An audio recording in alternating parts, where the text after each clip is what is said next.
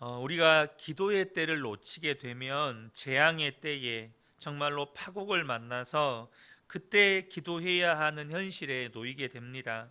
특별히 한 개인이나 가정이나 또 나라와 민족의 위기의 상황에 직면했을 때 하나님께 드려야 할 기도가 바로 회개 기도라는 것이죠. 그런데 우리가 정말로 회개해야 할 일은 무엇일까요? 그것은 하나님을 믿는다고 하면서 실제로는 믿지 않았던 것, 예수님을 주님이라고 왕이라고 고백하면서 실제로 삶에는 내가 주인이고 내가 왕이 되어서 내 마음대로 살아가는 것, 그것을 우리가 회개해야 한다는 것이죠. 지금 유럽 사회가 믿는 성도들에게 보여주는 경고의 메시지는, 우리가 믿음을 잃어버릴 때, 우리의 믿음이 형식적이고 지식적이고 교리적으로 되어 갈 때 이 나라와 이 민족 가운데 소망이 사라진다는 것입니다. 우리가 예수님을 믿어도 예수님은 정말로 살아계신 하나님이고 나의 주님이시고 나의 왕으로 믿어야 한다는 것이죠. 우리가 그 믿음이 없는 것을 회개하고 또 주님 앞에 그러한 믿음을 달라고 기도해야 한다는 것입니다. 우리는 5년마다 대통령 선거를 합니다. 내가 지지한 인물이 대통령이 될 때도 있고 그렇지 않을 때도 있죠. 그러나 내가 지지한 인물이든지 그렇지 않았든지 우리는 대통령에게 자주 실망하게 됩니다. 그것은 주님께서 이 땅의 왕은 진정한 왕이 아니라는 것을 우리에게 보여주시는 거예요. 이스라엘 백성들이 사사시대 때 그렇게 왕을 세워달라고 하나님께 요청을 해서 하나님께서 사무엘 선지자를 통해서 왕을 세웁니다. 그런데 그들이 세운 그 왕 때문에, 그 왕들의 타락으로 인하여서 이스라엘 백성 전체가 타락하게 되고 하나님의 진노를 받는 그런 역사를 우리는 잘 알고 있습니다. 무엇을 의미하는 걸까요? 우리에게는 진짜 왕이 필요하다는 것입니다. 우리 민족에게도 정말 그렇죠. 그런데 안타까운 사실은 우리 민족에게 왕이 없다는 거예요. 진정한 왕이 없다는 것입니다. 그 이유가 뭘까요? 왜 이 나라 이 민족 가운데 왕이 없을까요? 그 가장 근본적인 원인은 믿는 성도들조차 예수님을 왕이라고 고백은 하지만 실제로 삶에서는 예수님을 왕으로 인정하고 살지 않기 때문입니다. 믿는 성도들조차 예수님을 왕으로 인정하지 않으니 이 나라에 왕이 없는 거예요. 우리의 본성은 마음에 왕을 두기 싫어합니다. 예수를 믿기는 하지만 내 마음대로 살고 싶어 하죠. 이것은 진짜 왕이 아닌 것입니다. 결국 어떻게 되었습니까? 예수님은 왕이시고 우리는 예수님을 믿는다고 하지만 우리에게 왕이 없는 그 실제가 이 나라 이 민족 가운데도 그대로 이루어지는 거예요. 믿는 우리가 입술로는 예수님을 왕이라고 고백하는데 실제 삶에서는 예수님을 왕이라고 인정하고 살지를 않으니까 그것이 이 나라 이 민족 가운데 그대로 열매로 나타나는 것입니다. 사랑하는 성도 여러분, 저와 여러분이 정말로 주님이 나와 항상 함께 계시는 것이 얼마나 큰 복이고 또 우리가 반드시 붙잡아야 할 은혜인 것을 아셔야 돼요. 제가 어렸을 때 교과서에서 봤던, 그게 국어 교과서인지 뭐 도덕 교과서인지는 잘 기억이 안 나는데 오늘 말씀을 준비하는데 그 교과서에서 보았던 내용이 문득 생각이 나요. 큰 소나무와 작은 소나무가 있었어요. 근데 이 작은 소나무가 큰 소나무가 양분을 다 빨아들이고 햇빛도 가려버리니까 자기는 양분도 이 큰 소나무 때문에 양분도 잘 못 빨아들이고 햇빛도 잘 못 받아서 잘 못 자라니까 그게 늘 불만이었어요. 그래서 지나가는 나무꾼에게 이 큰 소나무 좀 베어주라고, 이 큰 소나무 때문에 내가 못 살겠다고. 그래서 나무꾼이 그 큰 소나무를 베어버립니다.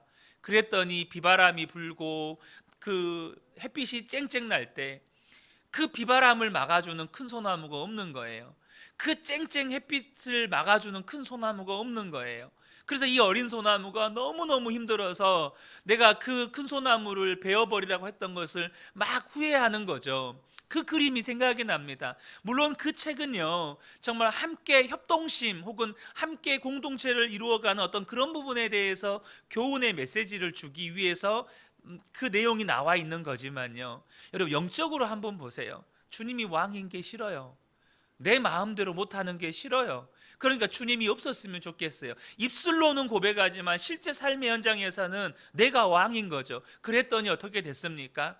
나를 보호해 줄 자가 없는 거예요. 나를 인도해 줄 자가 없는 거예요. 내 삶에 복을 줄 사람, 복을 줄 분이 없는 거예요. 이것이 오늘날 그리스도인들의 신앙의 실태입니다. 왕이 싫은 거예요. 진정한 왕이 없으니, 진정 나를 다스려 줄 분, 나를 인도해 줄 분, 내게 복을 주실 분이 없는 거죠. 이스라엘 백성들이 출애굽한 후에 모세가 십계명을 받기 위해서 시내산에 올라갔을 때 금송아지 우상을 만들어 섬겼습니다. 그것으로 인해서 하나님이 진노하셔서 이스라엘 백성들을 다 진멸하고 모세를 통해서 새로운 민족을 일으키시겠다고 말씀하실 때 모세가 하나님 앞에 생명책에서 내 이름이 지워져도 좋으니 이 백성들을 용서해 주십시오라고 그렇게 하나님 앞에 생명을 걸고 기도합니다. 결국 하나님께서 모세의 기도를 들으시고 진노하시지 않으셨어요. 하지만 하나님께서 그 많은 은혜를 베푸셨음에도 불구하고 여전히 하나님을 왕으로 섬기지 않고 정말로 자기들이 믿고 싶은 신을 섬기고 있는 이스라엘 백성들에게 하나님도 상처받으셨어요. 하나님도 너무너무 상심되셨어요. 그래서 하나님이 뭐라고 말씀하셨냐면, 내가 이스라엘 백성들을 멸하지 않겠다. 그리고 내가 약속한 것이니까 너희들을 가나안 땅으로 인도하여 드리겠다. 그러나 내가 인도하는 것이 아니고 천사들을 보내어서 그 모든 가나안 땅 정복하게 하겠고 그렇게 너희들에게 약속을 이루어 주겠다. 너희들은 목이 곧은 백성이라 내가 너희와 함께 갔다가는 내가 너희들 다 죽이겠다. 주님이 이렇게 말씀하셨어요. 근데 모세는요, 하나님의 마음을 알았어요. 모세가 뭐라고 하면서 하나님 앞에 그때 기도합니까? 출애굽기 33장 16절에 나와 주의 백성이 주의 목전에 은총을 입은 줄을 무엇으로 알리이까? 주께서 우리와 함께 행하심으로 나와 주의 백성을 천하 만민 중에 구별하심이 아니니까. 우리의 진정한 복은 가나안 땅이 아닙니다. 가나안 땅을 정복하는 게 아닙니다. 우리의 진정한 복은 하나님이 함께 하심입니다. 설사 우리가 하나님을 분노케 하여서 우리가 범죄하여서 하나님께 진멸당할지라도 하나님이 함께 하시는 것이 우리의 복입니다. 이렇게 모세가 기도하고 있는 거예요. 하나님이 함께 하시지 않은데 가나안 땅이 무슨 소용이 있냐는 거죠. 하나님이 함께 하시지 않은데 내가 연봉을 10억 100억을 벌면 그게 무슨 의미가 있느냐는 거예요. 하나님이 함께 하시지 않는데 내가 세상에서 성공하면 무슨 의미가 있느냐는 거예요. 여러분, 예수 없는 성공이 두려운 겁니다. 예수 없는 세상에서 많은 돈을 소유하는 게 두려운 거예요. 지금 이 시대를 살아가는 우리가 반드시 붙잡아야 할 믿음이 바로 이 모세의 믿음인 것입니다. 우리가 정말로 붙잡아야 할 건 주님과 함께 동행하는 것, 그리고 그 주님이 나의 왕이신 것, 바로 이것입니다. 그 부분에서 분명하지 않았다면 우리가 정말 회개해야 되는 거예요. 내가 예수님을 믿는다고 하면서 예수님을 왕이라고 하면서 정작 나의 삶에서는 예수님을 왕으로 여기지 않았던 것이죠. 여러분, 나라와 민족 가운데 왜 문제가 생기고 어려움이 생길까요? 이유는 한 가지입니다. 예수 믿는 성도들이 예수를 제대로 믿지 않았기 때문이에요. 우리가 어떤 처지에 있든지 회개하면, 그리고 하나님께 구원을 요청하면 하나님은 우리를 구원해 주십니다. 43절에서 46절까지 보면 주님께서는 그들을 여러 번 건져주셨지만 그들은 자신들의 생각대로 계속하여 거역하며 자기들의 죄악으로 더욱 비참하게 되었습니다. 그러나 주님께서는 그들의 부르짖음을 들으실 때마다 그들이 받는 고난을 살펴보아 주셨습니다. 그들을 위하여 그들과 맺으신 그 언약을 기억하셨으며 주님이 그 크신 사랑으로 뜻을 돌이키시어 마침내 주님께서는 그들을 사로잡아간 자들이 그들에게 자비를 베풀도록 하셨습니다. 뭘 말씀하는 것입니까? 우리가 어떤 처지에서도 하나님께 회개하고 간구하면 하나님이 구원해 주신다는 거예요. 그런데 시편 106편 기자의 처지는요, 이스라엘이 완전히 망하고 이스라엘이 완전히 갈기갈기 찢겨서 여러 나라로 흩어져 있는 형편입니다. 그런 상황에서 나라가 망하고 민족이 포로로 끌려가고 뿔뿔이 흩어진 그 상황에서 기도하는 거예요. 여러분, 물론 우리가 그런 상황에 처했을 때 마땅히 기도해야 합니다. 그러면 하나님이 회복시켜 주세요. 그런데요, 우리가 재앙을 만나고 난 다음에 기도해야겠습니까? 아니면 재앙을 만나기 전에 기도해야겠습니까? 우리가 재앙을 만나고 나서 기도하는 게 얼마나 어리석은 일이에요. 우리가 속담에서도 배우잖아요. 소 잃고 외양간 고친다고. 이미 모든 재앙이 와서 그때에서야 울며 불며 회개하며 기도하는 것이, 물론 하나님은 그렇게 회개해서 하나님께 돌이키게 만드시기 위해서 그런 재앙을 주셨다 하지만, 우리가 정말로 하나님을 바로 믿고 우리가 정말로 지금 기도로 깨어 있다면 그런 재앙을 만나지 않아도 되잖아요. 여러분, 그렇지 않겠습니까? 여러분, 지금 기도해야 하는 겁니다. 지금 기도하는 것과 재앙이 오고 난 다음에 기도한 것은 달라요. 지금 기도의 사람들이 일어나셔야 돼요. 저는 우리 성도님들 한 분 한 분이 정말로 기도의 사람들로 세움받게 되시기를 정말로 예수님의 이름으로 축복합니다. 여러분들이 하나님이 쓰시는 기도의 사람들 되셔야 된다는 거예요. 특별히 우리가 기도할 때요, 하나님 어렵습니다, 하나님 힘들어요, 하나님 이것 주세요, 하나님 이렇게 되게 해주세요, 이렇게만 기도해도 여러분 안 돼요. 그렇게 기도해서는 안 된다는 겁니다. 그런 기도를 하지 말라는 게 아니에요. 하지만 그렇게만 기도한다면 여러분, 그것은 우리에게 어떠한 영적인 유익이 없다는 겁니다. 15절에 보면, 그래서 주님께서는 그들이 요구한 것을 주셨지만 이스라엘 백성들이 광야에서 하나님 마실 물 주세요 하면 마실 물 주고, 하나님 먹을 것 주세요 하면 먹을 것 주고, 하나님 고기 먹고 싶어요 하면 고기 주고, 하나님이 그렇게 하셨단 말이에요. 다 주셨어요. 그런데 그 하반절에 보면 그 영혼을 파리하게 하셨습니다 라고 말씀하셔요. 우리가 주님 앞에 떼를 쓰고 매달리면 하나님이 주시기도 하십니다. 그런데요, 하나님 이것 주세요, 저것 주세요, 힘들어요, 어려워요, 도와주세요, 이렇게 되게 해주세요, 그렇게만 기도하는 사람에게는 절대 그게 복이 안 된다는 거예요. 아까 말씀드렸던 것처럼 이스라엘 백성들이 물이 없다고, 먹을 것이 없다고, 고기가 없다고 모세를 죽일 듯이 달라들었죠. 하나님께서 모세의 기도를 통해서 반석에서 물도 나게 하시고 하늘에서 메추라기가 떨어지게도 하시고 또 만나를 먹이시기도 하셨어요. 그런데 여러분, 그렇게 하나님께 떼를 쓰며 그들이 원하는 것들을 얻었던 이스라엘 백성들의 영적인 상태가 어떠했습니까?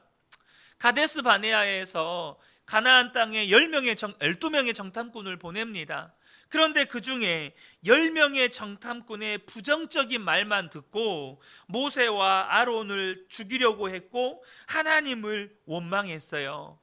뭘 말하는 거죠? 하나님 이것 주세요, 저것 주세요, 도와주세요, 살려주세요, 이렇게 되게 해주세요. 그렇게 하나님 앞에 주세요, 주세요, 주세요만 구하는 그 사람에게는 어떤 영적인 유익이 없다는 거예요.